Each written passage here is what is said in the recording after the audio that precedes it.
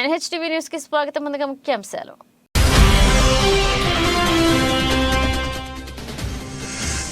రసవత్తరంగా మారుతున్న మాచర్ల రాజకీయాలు.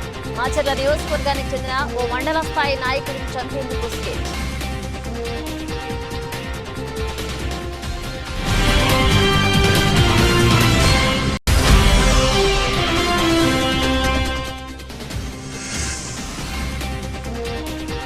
MGR ఆధ్వర్యంలో యువగళం. నవశకం ముగింపు సభకు భారీగా హాజరైన టీడీపీ కార్యకర్తలు, MGR శ్రేణులు.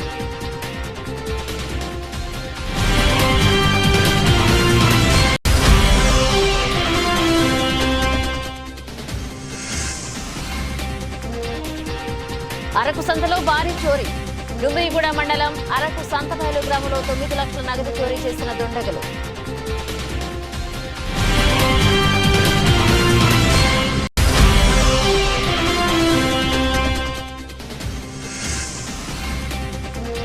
మహబూబాబాద్ పట్టణంలోని అంబేద్కర్ చౌరస్తాలో వామపక్ష పార్టీల ఆధ్వర్యంలో ధర్నా. ఎంపీలను వెంటనే సస్పెన్షన్ ఎత్తేయాలని డిమాండ్.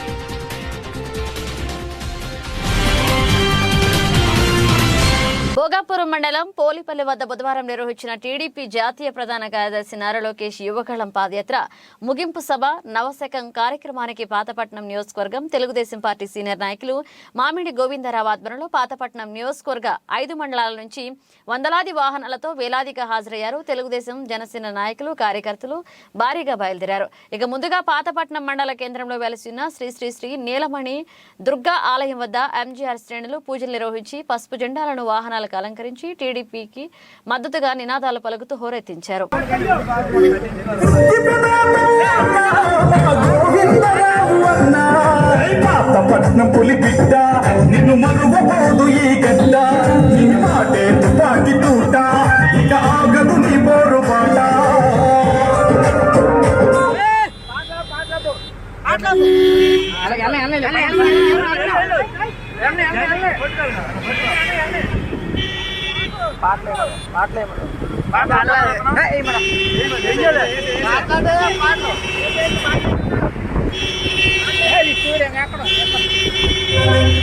చూట ఇక ఆగదు నీ పోరు బాట.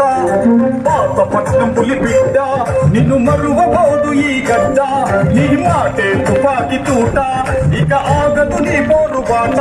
నీ మనసే మంచిదన్నా మా గుండె చప్పుడు నీవన్న. నీ మనసే మంచిదన్నా మా గుండె చప్పుడు నీవన్న. మా అభివృద్ధి మీరన్నా మామిడి గోవిందరావన్న. పాతపట్నం పులి బిడ్డ నిన్ను మరువబోదు ఈ గడ్డ. నీ మాటే తుపాకి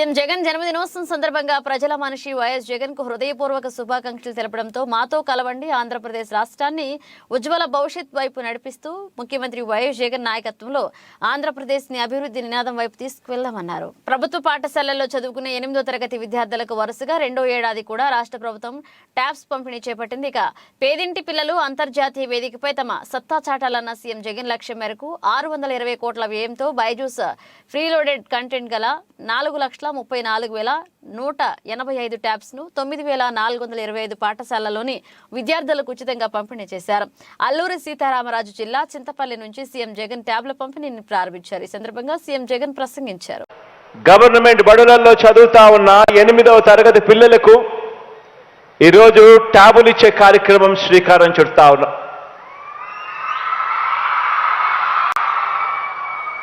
రాష్ట్ర వ్యాప్తంగా కూడా 10 రోజుల పాటు ప్రతి ఎమ్మెల్యే కూడా ప్రతి మండలాన్ని కూడా సందర్శిస్తూ ఈ కార్యక్రమంలో పాల్గొన్నట్టుగా మరో 10 రోజుల పాటు ఈ కార్యక్రమం జరుగుతుంది. 8వ తరగతి పిల్లలకు ట్యాబులు ఇచ్చే ఒక మంచి కార్యక్రమం 10 రోజుల పాటు కొనసాగుతుంది. ఈరోజు మనం వచ్చే ఈ ట్యాబులు కేవలం ట్యాబులు మాత్రమే కావు. ప్రతి చెల్లెమ్మకు ఒక మంచి అన్నగా, ప్రతి అక్కకు ఒక మంచి తమ్ముడిగా, ప్రతి పిల్లాడికి ప్రతి పాపకు ఒక మంచి మేనమామగా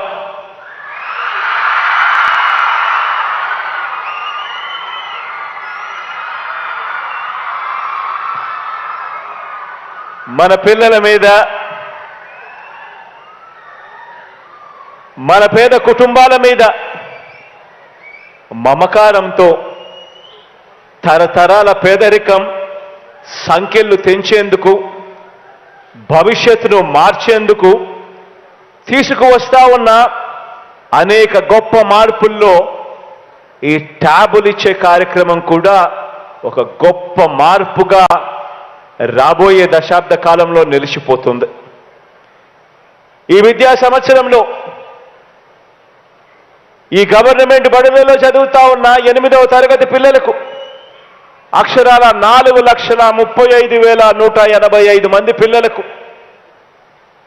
620 కోట్ల రూపాయలు ఖర్చు చేస్తూ ఈరోజు మన పిల్లల చేతుల్లో ఈరోజు ఈ ట్యాబులు పెడతా ఉన్నాం. ఈ డిజిటల్ విప్లవంలో భాగంగానే గత ఏడాది కూడా మళ్ళీ నా పుట్టినరోజున ఆ రోజు గత ఏడాది 686 కోట్ల రూపాయలతో 5,18,000 ట్యాబులను పిల్లలకు, చదువులు చెప్తా ఉన్న టీచర్లకు ఇద్దరికీ కూడా గత సంవత్సరం కూడా పంపిణీ చేశాం. పిల్లలకు అవసరం. ఘటకేసర్ మండలం కాచవాని సింగారం మహేశ్వర నగర్ కాలనీలో సర్వే నంబర్ 66 ప్రభుత్వ భూమిలో అక్రమ కట్టడాలను కూల్చివేశారు అధికారులు.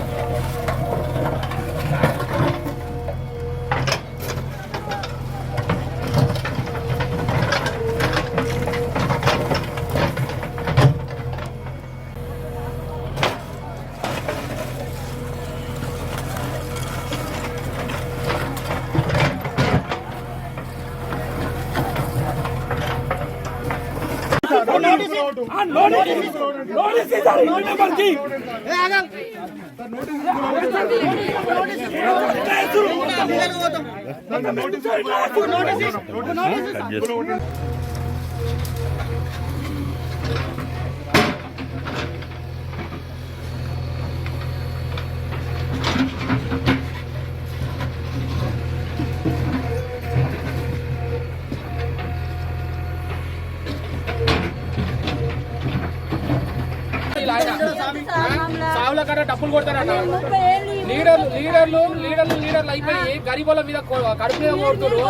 ఎంతవరకు సాయం సార్ మేము ఏమన్నా చెప్తున్నాం, మేము ఇంకా వేరే నన్ను చూస్తున్నాం, మమ్మల్ని సార్ నాకు నలుగురు ఆడపిల్లలు సార్, నాకు పెళ్లిలో ఒక్కడిద్దరు.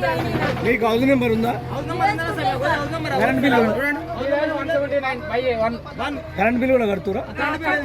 మీ దగ్గర ఏమైనా ఉన్నాయా? పట్టానా ఏంది? అరకు సంతలో భారీ చోరీ జరిగింది. డుమ్రిగూడ మండలం అరకు సంతపైలు గ్రామంలో 9 లక్షల నగదు చోరీ చేశారు దుండగులు. దినుసుల వ్యాపారి కె శ్రీను ఇంట్లో దాచి ఉంచిన నగదును చోరీ చేశారు గుర్తు తెలియని వ్యక్తులు. తలుపు పగలగొట్టి నగదు చోరీ కేసు దర్యాప్తు చేస్తున్నారు డుమ్రిగూడ పోలీసులు.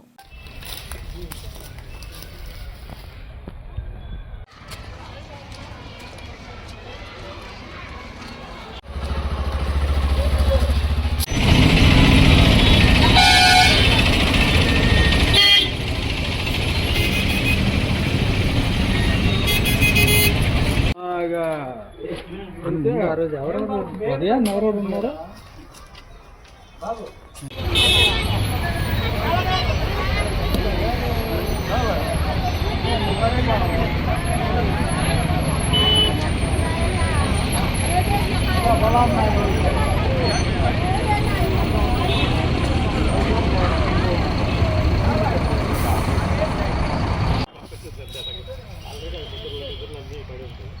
మొక్క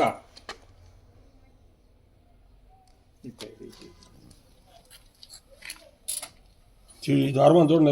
వాళ్ళు డబ్బులు కట్టాలి సార్.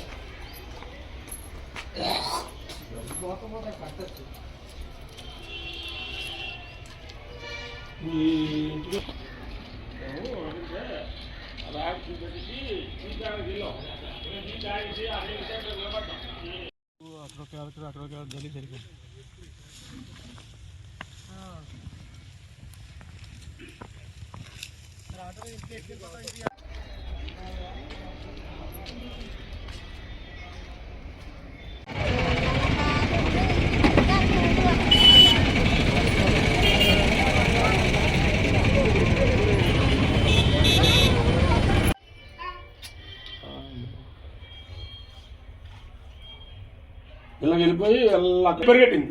ఏం చేసింది? తిరిగి తిరిగి తిరిగి తిరిగి ఆ బ్యాగ్ కాడికి వెళ్ళి నిలబడదు. బ్యాగ్ అక్కడ పెట్టేసా అలాగా దీన్ని ఎలా కుద్దాడో చూడండి. చూడండి మొక్క గెలిపోయింది. ఈ చెక్క మొక్క రోడ్డు మీద గెలిపోయారండి. చూడండి ఈ చెక్క అంటే ఖచ్చితంగా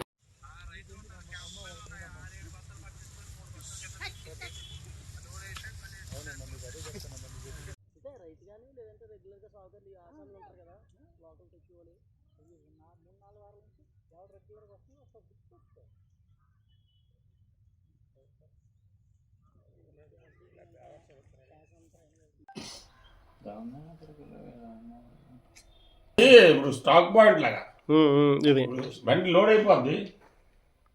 లోడ్ అయిపో మిగిలిన సరుకులు ఉన్నాయి అనుకోండి, ఇది వేసుకొని మళ్ళీ మనసులో తీసుకెళ్తుంటాం. ఆ రెక్క తీసే ఉంటుందిరా. ఆ రెక్క తీసాడు, అది తీసాడు.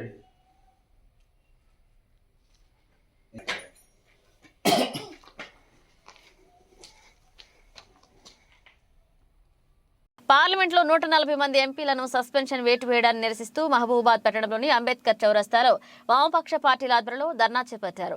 ఈ సందర్భంగా వామపక్ష పార్టీల నాయకులు మాట్లాడుతూ సస్పెన్షన్ చేసిన ఎంపీలను వెంటనే సస్పెన్షన్ ఎత్తివేయాలని డిమాండ్ చేశారు.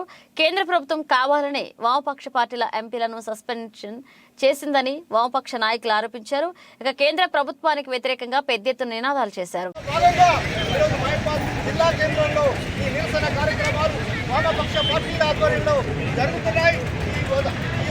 ఈ కార్యక్రమానికి హాజరైన వామపక్ష సిపిఐ అదేవిధంగా సిపిఐఎంఎల్ నిరుపక్షి ఈ వామపక్ష పార్టీల జిల్లా ప్రజాబోధ జిల్లా నాయకత్వానికి అదేవిధంగా వామపక్ష ప్రజా సంఘాల నాయకత్వానికి ఆహ్వానం పలుకుతూ ఈ నిరసన కార్యక్రమానికి సిపిఐ నాయకులు కామ్రేడ్ కిరణ్ కుమార్ గారు, అదేవిధంగా సిపిఎం పట్టణ కార్యదర్శి బాను సీతారాం గారు, అదేవిధంగా ఎంఎల్ పార్టీకి సంబంధించిన ఎస్కే బాబు గారు, ఇళ్లకొండ సూర్యన్ గారు, ఇందు దేవేందర్ గారు ఈ సభలో ఈ నిరసన కార్యక్రమం మోడీ ప్రభుత్వ నియంత్రిత విధానాలకు వ్యతిరేకంగా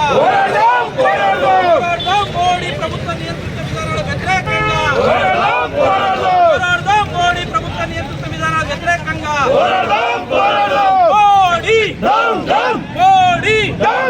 మోడీ కాపాడుకుందాం ప్రజాస్వామ్యాన్ని, కాపాడుకుందాం ప్రజాస్వామ్యాన్ని, వ్యతిరేకిద్దాం మోడీ ప్రభుత్వ ఫాసిస్టు విధానాలను, వ్యతిరేకిద్దాం మోడీ ప్రభుత్వ ఫాసిస్టు విధానాలను.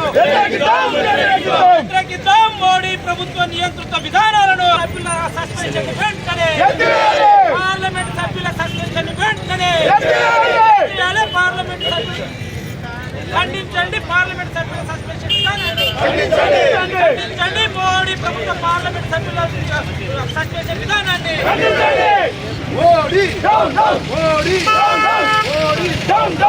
జరుగుతున్న ఆందోళనకు ముఖ్య అతిథిగా చేసినటువంటి సిపిఐ జిల్లా కార్యదర్శి కామ్రేడ్ విజయసారథి గారు ఈ ఆందోళన గురించి మాట్లాడాల్సిందిగా కోరుతున్నాను.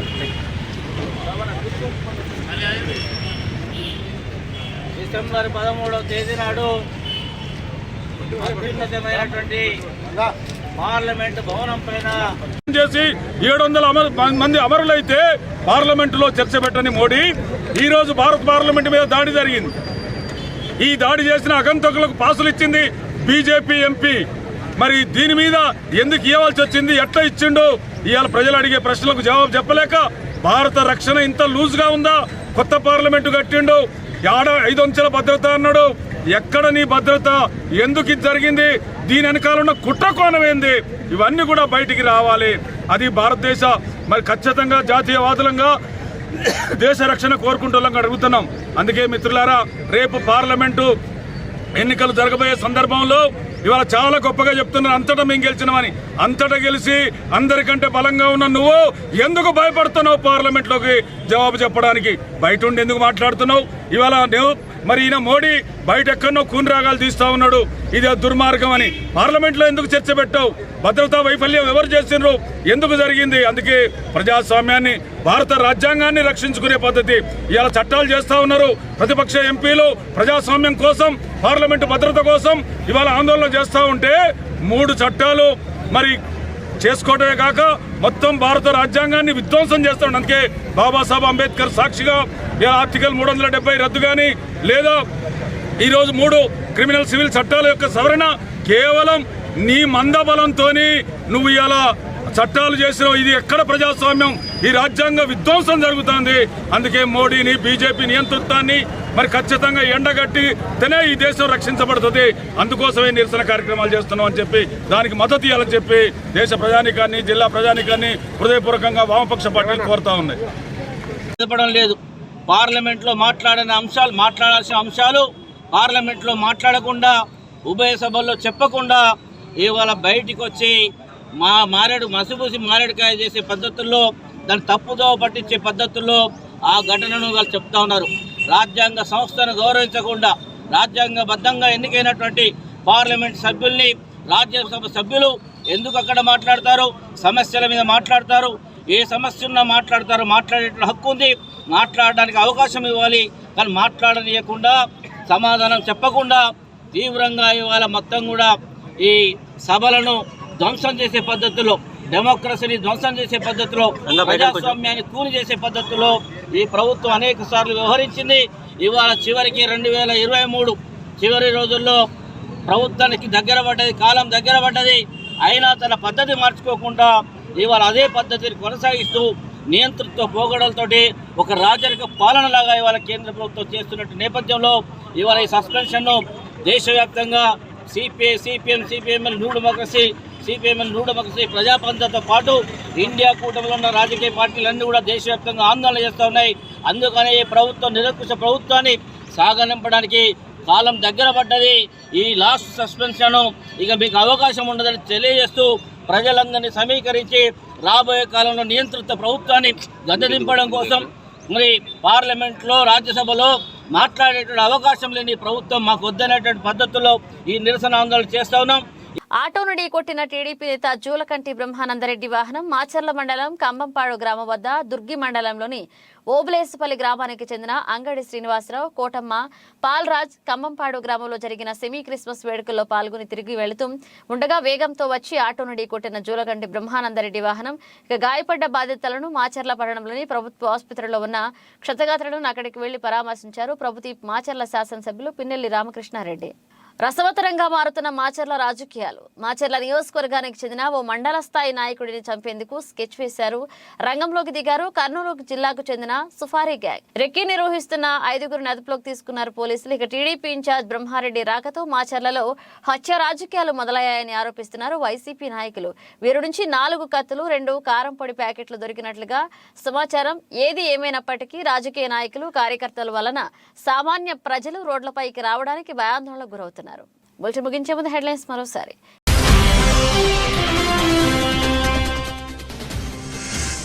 రసవత్తరంగా మారుతున్న మాచర్ల రాజకీయాలు. మాచర్ల నియోజకవర్గానికి చెందిన ఓ మండల స్థాయి నాయకుడిని చంపేందుకు స్కెచ్.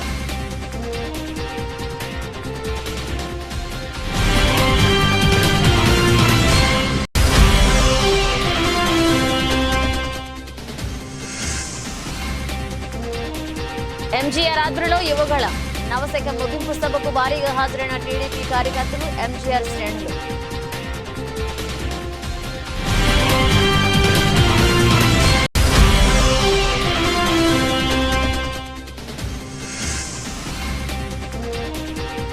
అరకు సంతలో భారీ చోరీ.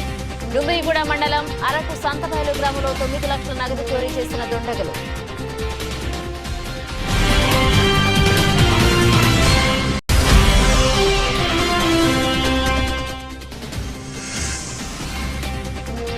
మహబూబాబాద్ పట్టణంలోని అంబేద్కర్ చౌరస్తాలో వామపక్ష పార్టీల ఆధ్వర్యంలో ధర్నా. ఎంపీలను వెంటనే సస్పెన్షన్ ఎత్తివేయాలని డిమాండ్.